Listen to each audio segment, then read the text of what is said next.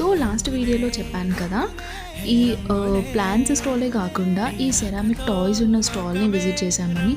So ఇక్కడికి వెళ్ళిన ప్రతి ఒక్కరు ఏదో ఒకటి కొనకుండా అయితే బయటికి రారండి స్టాల్ నుంచి. ఎందుకంటే అక్కడున్న కలెక్షన్ అయితే ఎంత బాగున్నాయో అసలు. అన్నిట్లలో ఈ బేబీది చూసారా, దాంట్లో కూడా మనం చెట్లు పెంచుకోవచ్చు అనమాట. ఇంకా ఈ మినీ యానిమల్ స్టాచ్యూస్ కానీ స్కల్ప్చర్స్ కానీ ఎంత బాగున్నాయో అసలు, అన్నీ సెరామిక్తో చేసినవి. సో మా చతుర్ అయితే యానిమల్స్ అంటే చాలా ఇష్టం కాబట్టి అవన్నిటిని పట్టుకొని చూస్తున్నాడు వాడు.